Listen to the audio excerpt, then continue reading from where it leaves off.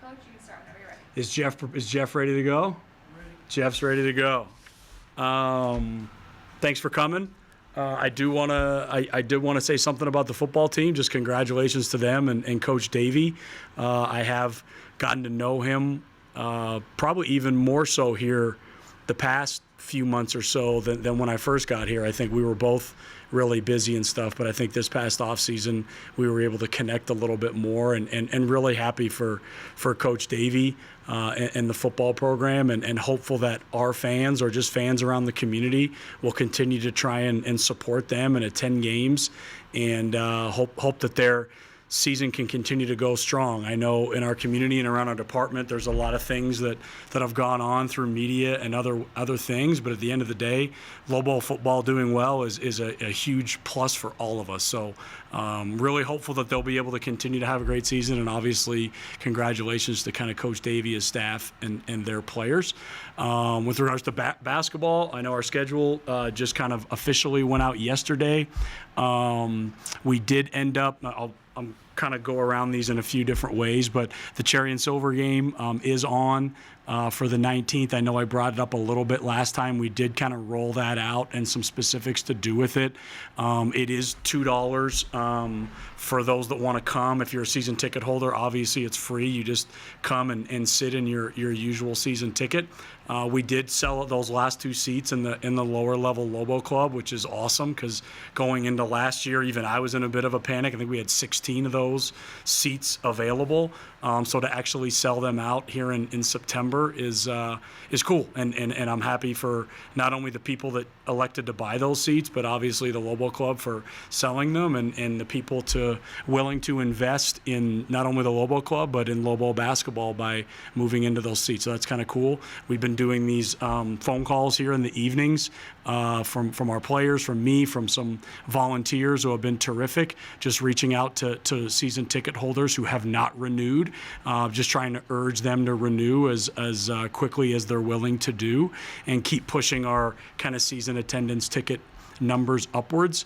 I believe we're up. The numbers a little bit are moving. We have a considerable amount of new season tickets, but our renewal numbers are something we're obviously still working and chipping away at. But overall, the trend is going in a direction I think everybody feels positive about, which is comforting too. So Cherry and Silver is something that I know it could be called the Howl, the Cherry and Silver. There's a lot of different kind of moving pieces to it. For me, obviously we did it last year. We did it at Johnson Gym. Johnson Gym's undergoing some renovations, so we did bring it to the pit. We wanted to make it community-oriented, hence the $2 admission charge, which is actually going to go to the Send a Kid program, which would allow other kids to go to future games.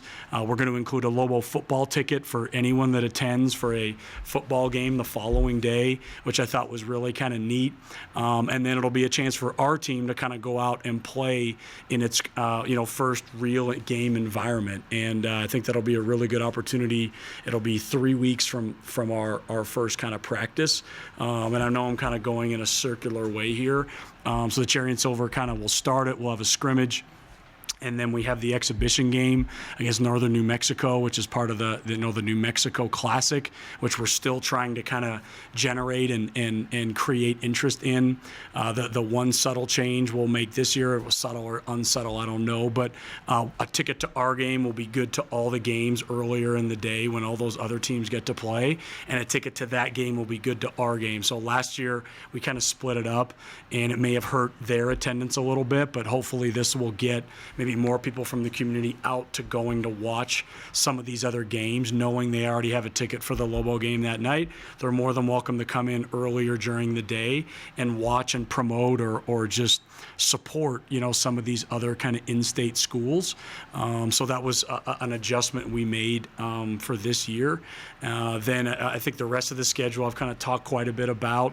Up until North Texas, we just added them. It was an opportunity that we couldn't really pass pass up. The date isn't perfect. It really wasn't perfect for either of us. We were trying to kind of wedge it in there between a few other things. Our women's team has a tournament going on around there, and we play a couple games there before Christmas. But to add potentially another, I think, hopefully a top 100 opponent or close to it, was just another team we could not pass up, and kind of really fit with our overall strategy of trying to find really good teams and mimicking whether it's Nevada's model or an older model of trying to bring in very quality opponents that will help our overall profile when it comes to Selection Sunday.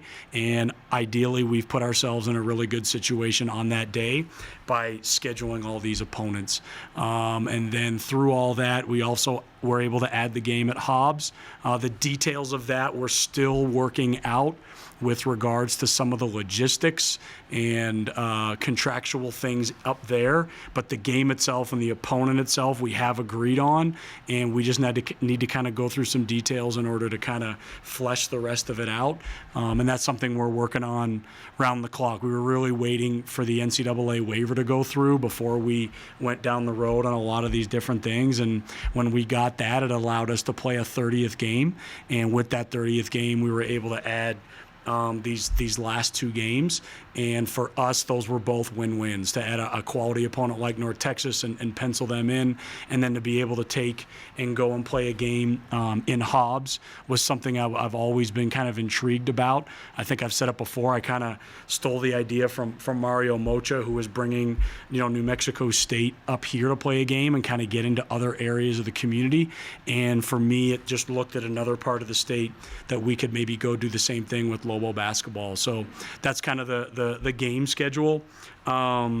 As far as our current team schedule, we're going to wrap things up here on Tuesday. That'll be kind of the end of our preseason program, and we'll kind of bring everybody in and kind of wrap it up with kind of some team meetings and dinners and awards and ceremonies for stuff that have gone on over the past 6 weeks. You have a lot of competitions, a lot of different things that have gone on, and it's kind of like its own mini season. And we'll wind that down. We'll give the guys a few days off, and then we'll kick it off on Friday. So Friday the 28th will be our first official practice.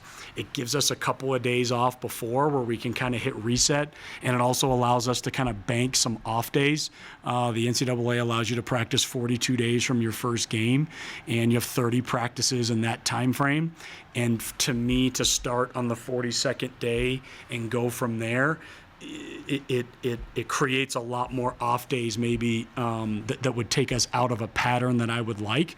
So taking these and banking these off days will give us an opportunity to go 3 days on and 1 day off for the rest of the way. So the idea from Friday the 28th going forward will be go 3 days on and 1 day off, just periodically, and allows us to kind of systemically set up how we're doing things in the weight room with our individual workouts, our team practices, and kind of get into a good structure where, again, we go into about another 5-week phase of implementing and doing things. 3 weeks in, we'll have the cherry and silver game. 4 weeks in, we have our first scrimmage. And then from there, we're into our regular season and our games and stuff like that. So that's just a little bit about just kind of our team and the schedule that we're on. As far as the roster goes, still waiting to hear back on Carlton's Bragg's waiver. It has been submitted. It's in the NCAA's hands, and they are reviewing it. So when we know on that, we'll share that information whenever it becomes final. Injury-wise, we're good. Dane has had a bit of a back issue, nothing major, just kind of held him out with a back strain here of late. He's missed the past week, and just kind of basically making sure it's nothing that's going to kind of linger going forward. It's everything's negative, MRI-wise, X-ray-wise, etc. Just trying to make sure he's healthy for the year. He's obviously a senior. He's been through a long 4 years of physical duress, and just want to make sure that he's good for the season. So other than that, everybody's healthy. Carlton's waiver, and I think that's it on rosters. Practices have gone very well. We've really ramped up the team stuff. Had Coach Kevin Mackey in town for a couple of days. He doubles as a Pacers scout to most people, but for us and for me, he's really a style of play guy that I've leaned a lot on here over the past 16, 18 months. And for him to come in and watch practice, watch film, meet the guys, kind of see things was very beneficial for me for sure. And I think even some of the players to have a little bit of a better understanding of where this stuff comes from and who he may be and a little bit of just putting faces to names. So that's been a good experience. We'll have several other coaches kind of coming in here throughout the fall where they can just kind of nitpick at things we do or help me or help us kind of grow and get better. And other than that, everything right now in the program is in a very good place. I think our players, our staff, our program feel very optimistic about the upcoming season. Obviously, whether it's attendance, whether it's fundraising, whether it's recruiting, we just feel like we're doing a lot of good things or just getting a lot of good feedback about where our program stands right now. And now it's on us to be able to go out and actually deliver on those things. And hopefully that's something that we'll be able to do.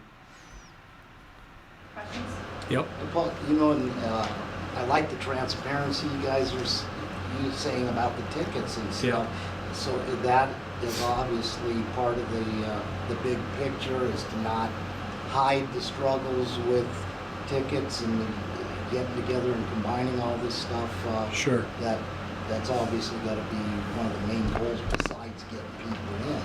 Yeah, I mean, I think as a coach you have two options, and I don't even know if one is right or wrong. You can either just focus on coaching your team and worry about that product alone, or you can start to, I don't know the right word, but you can start to dabble in those other areas with regard to marketing, attendance, revenues, expenses, whatever those other things may be. I feel as though the marketing attendance side of things, personally, I feel is a little bit a part of my job, and that's something I've tried to work on ever since I've become a head coach, period. But clearly here at UNM right now, with a lot of cuts and positions that haven't been filled and different things, we don't have a lot in those areas as far as support goes. So me getting in there, I think, has also maybe filled some of those voids of calling meetings and doing things that maybe ordinarily wouldn't have happened. And I want a full pit like everybody wants a full pit, and I'd rather invest myself into that and learn and grow and try and develop that than maybe sit on the sidelines and just say, you know what, I'm just going to coach my team, and whoever shows up happens to show up or not. That doesn't make me right, and I don't know if that makes me wrong either. It just makes me me, and that's how I kind of decided to approach it. To follow on the ticket question, was the NM Classic being able to use the tickets for each event, is that because it's an exhibition game and NCAA wouldn't allow that last year for a D2 game and a D1 game to share tickets? No. Well, I don't know if it's an NCAA. I don't know what the NCAA part of that may be at all or not. Last year it was an internal decision to separate them on the ticketing side of things, on the clearing out the arena, on several different kind of internal policies. For me this year, it was about trying to grow the event and really urging, like, look, I know we may make some money at the gate on this event, but we might be doing that at the expense of being able to give some of these programs some better exposure, or people now increasing the value of that ticket to the Lobo game or the ticket to the Western New Mexico game, saying, look, for this amount of money, not only do you get to watch Western and Eastern play, you get to watch the Lobos play that night. It was, I guess, me just trying to improve the value of each of those events. And then, do you know if the Cherry Silver $2 ticket can be counted towards attendance for football? I know there are some people here that question NMSU selling $3 tickets and whether they can count those numbers. There are some people at UNM that ask me about that. Do you know if a $2 ticket counts for attendance at UNM? That's a Brad Hutchins or Eddie Nunez question. I honestly don't know. I know that was something we talked about, trying to tie in something with football, and we discussed, hey, anyone that comes to the game can get a ticket. How many of those attendees already are going to have tickets, and how that gets exactly played out, I don't know. But I'm assuming whoever comes that wants to go to the football game will be able to go to the football game, and then however we calculate that internally, I guess, will be up to the ticket counting people. The depth, for sure. The depth of competition. I think when you look at a lot of schedules, and I've done this myself over the course of my career or teams I've been on, you can say, hey, our schedule's really strong this year. We have School A and we have School B. And everyone gets excited and says, wow, you're going to play this school or you're going to play that school. But then when you look at the entire profile of it, it lacks in depth and overall competition.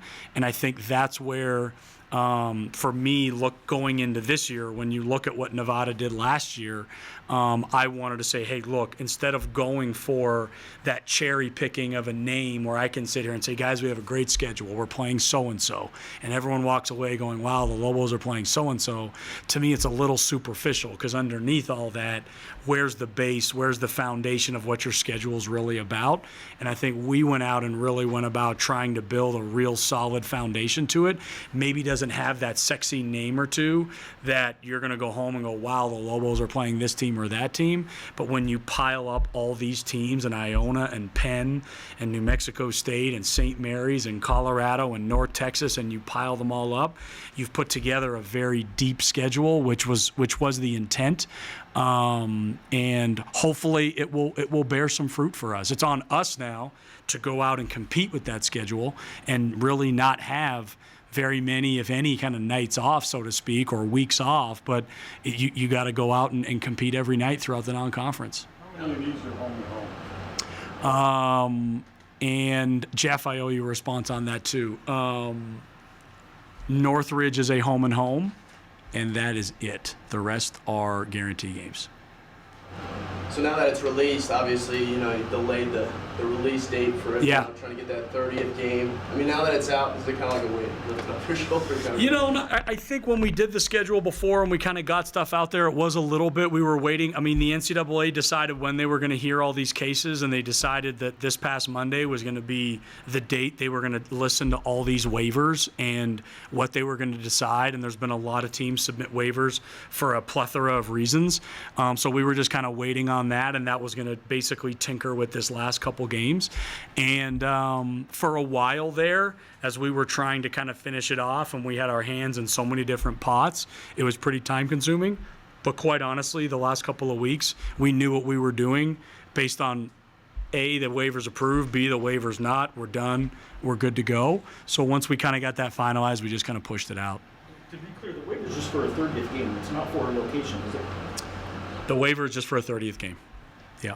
You didn't have to get a special waiver to play the NAIA school in house? No. So the reason it had to be a regular season game. So that was the only way we can play a game there, is for it to be counted as a regular season game. It could not have been an exhibition game. So that was really why it had to become a part of all that, because we were counting it as a regular season game. I know you said you're still working on logistics in Hobbs. Does that include the Hobbs Holiday Tournament for the high school tournament? It's a pretty big event that weekend. It is. So we wanted to make sure we didn't run into that. That's going to go Thursday, Friday, Saturday, and then we're going to play on the Sunday. I didn't really want to go in there and either trump their event or work around it or just ruin it. It's a famous tournament at a really fun part of time for that region. So we'll kind of come in and piggyback off of it and just kind of slide in on the back end of it. How much in the big picture does it help that you get bragged one more game before you get conference? For sure. And that was part of the idea of finding another really good competitive game in that window. We know our schedule is very competitive up through the middle part of December, and then getting more competitive games going into conference there in the end of December was definitely a plus. And like I said, to get North Texas, who brings everybody back, and I would be hopeful of a top 100 team, but at the bare minimum, a top 150 team, just to add that characteristic to our profile, I just found as a really big plus for us at this point of the year, for sure. Go ahead. You said you didn't want to just cherry pick a name, but with scheduling everything, big teams want to play Newport, the MTs being a big part of it. Would you want to take your team on the road in a one-off? Would there be a challenge you'd like? For sure. I mean, St. Mary's really is that, going to the Staples Center and getting to play a good team on a neutral site.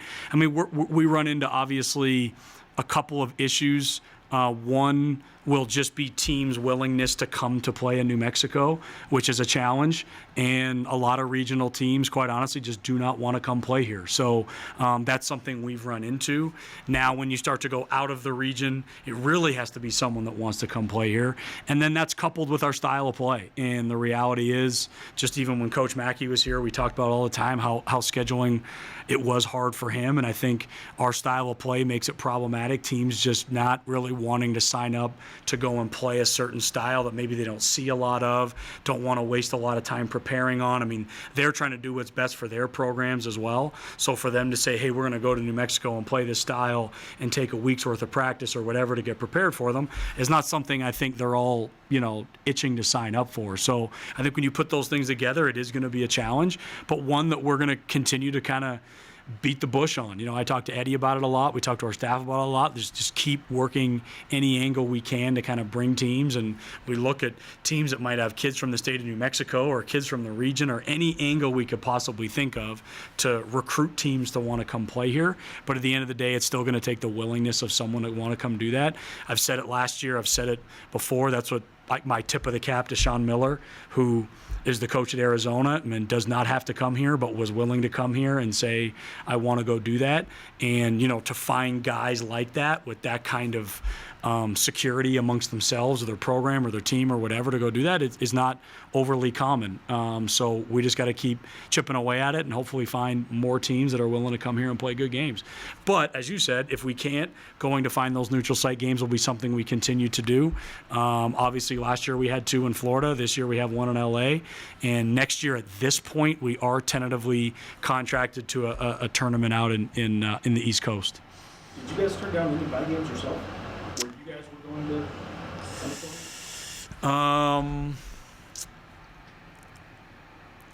No, we were in kind of some different negotiations with MTEs that did involve money, but none really involved any kind of like buy games of that nature. But we did have conversations with a lot of different MTEs that involved us maybe going to a site, very similar to the Florida one last year. You get some home games, you get some away games, and money was getting exchanged in different ways.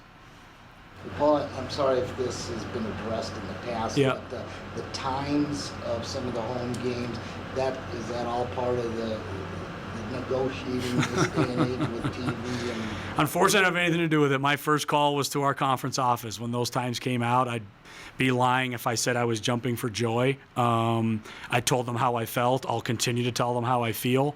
Our fan base and this community comes first to me. So we'll do everything we can to market, brand 9 p.m. games. It's a blessing and an honor to be considered for ESPN. And last year we weren't considered for ESPN. We didn't have to worry about it. Nobody either thought we were worthy or good enough to be playing late night games on ESPN and ESPN2 and things of that nature.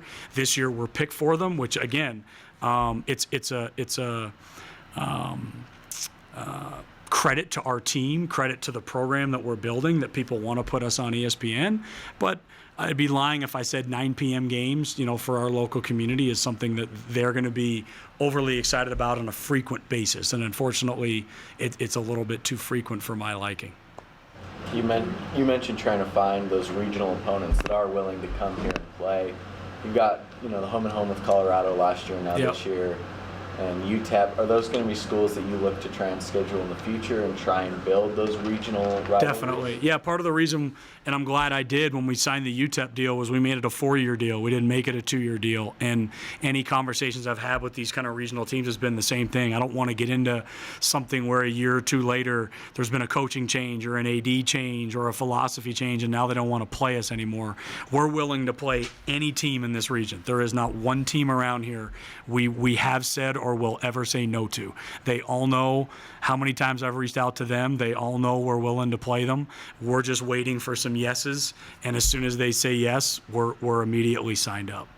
Can you just kind of put a bow on the sweep thing? I know you addressed it in the podcast earlier this week, but can you put a bow on where you stand on the sweep office space situation? At this point, like I think I said there or here, I told Eddie, I think at this point in time, let's just put the suite idea aside for a while.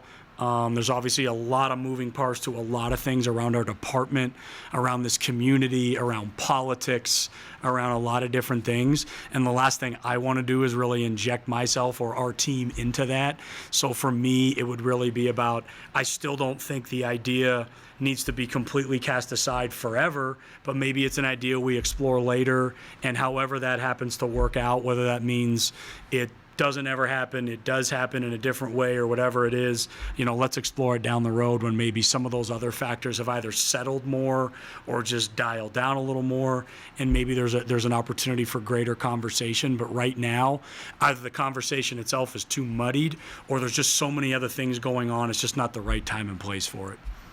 What are some of the reactions you've seen from fans regarding the schedule? I haven't really seen a ton. I don't know. That's probably a really good question. I don't have social media on my phone, so I'll check social media when I get to my computer or something like that. I'm hopeful they're supportive of it. I'm hopeful they'll come to a lot of games. We're trying to do everything we can to get the pit full. So hopefully they'll embrace it and embrace us and support the program. One more question. Are you excited about the new sound system being put in at the pit?